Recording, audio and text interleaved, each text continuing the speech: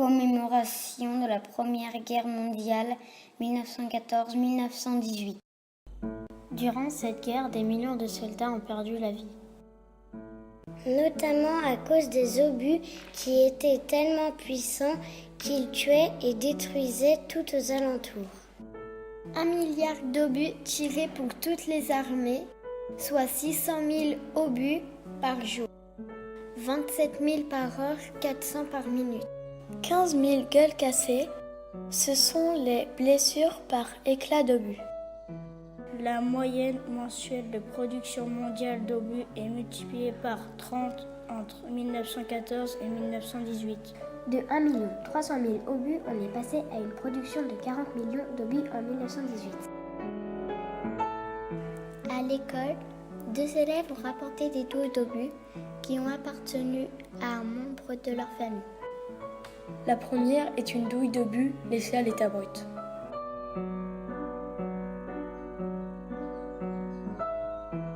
En dehors des corvées et de la consolidation des tranchées, pour passer le temps, les soldats écrivaient des lettres à leurs proches ou confectionnaient des souvenirs avec les objets de leur vie quotidienne.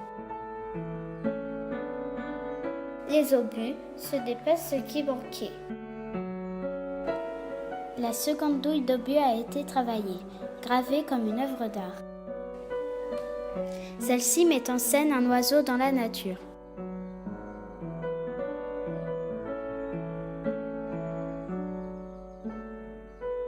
À l'arrière de cette douille, un soldat y a inscrit ses initiales et la date à laquelle il les a gravées. Cet homme s'appelait Leborgne Augustin, d'où les initiales LA.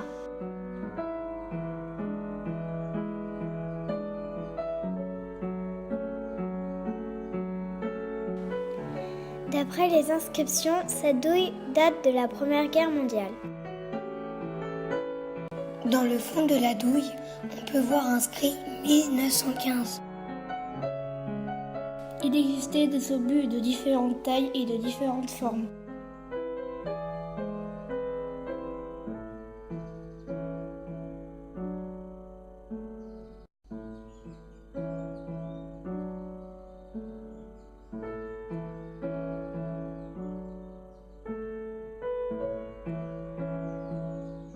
Les obus, en explosant, creusaient d'énormes trous dans le sol, Parfois bien plus grands qu'un homme.